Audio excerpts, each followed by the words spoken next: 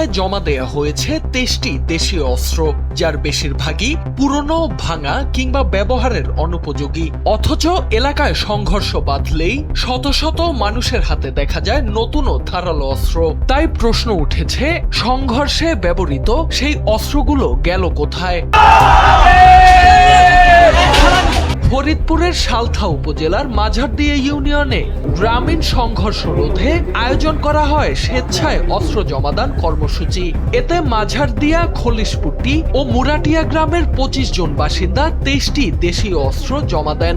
জমা দেয়া অস্ত্রের মধ্যে রয়েছে 10টি ঢাল ও 13টি সরকি। RICL TMX, যুগের পর যুগ স্থাপনা থাকে মজবুত।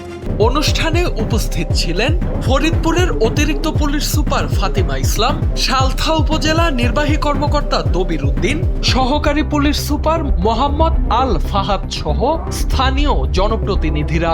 বক্তারা বলেন, সংঘর্ষ কখনো সমাধান নয়, বরং ব্যক্তি, পরিবার ও সমাজের জন্য দীর্ঘমেয়াদী ক্ষতির কারণ।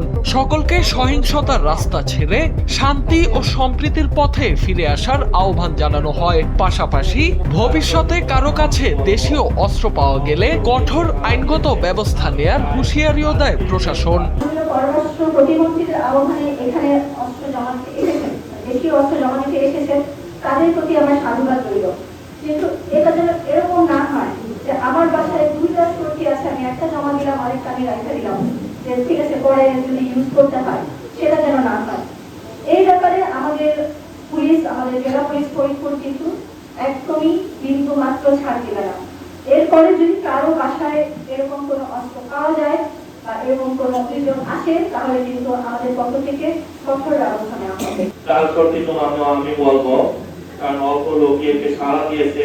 আমি চাই আজকের একটা প্ল্যাটফর্ম তৈরি হবে, যে প্ল্যাটফর্মের পরে আমরা সবাই প্রতিজ্ঞা করব, আমরা ভবিষ্যতে আর নিজেদের মধ্যে বিরোধে বা ও তো আপনার পারেন প্রতিবেশী, আপনি বিপদে পড়লে ওই তো সবার আগে আসবে, ও আপনার জানা চাই দাঁড়াবে না,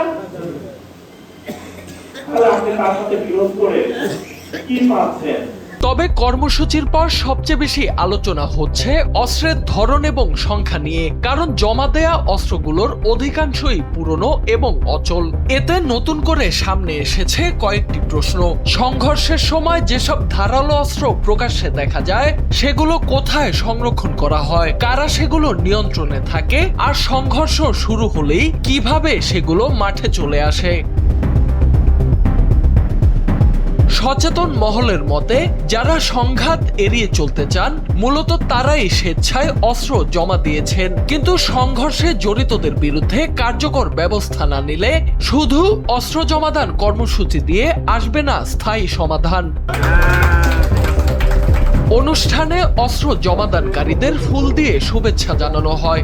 তবে কর্মসূচি শেষ হলেও রয়ে গেছে এক বড় প্রশ্ন, সংঘর্ষে ব্যবহৃত শত শত ধারালো অস্ত্রের প্রকৃত উৎস আসলে কোথায়?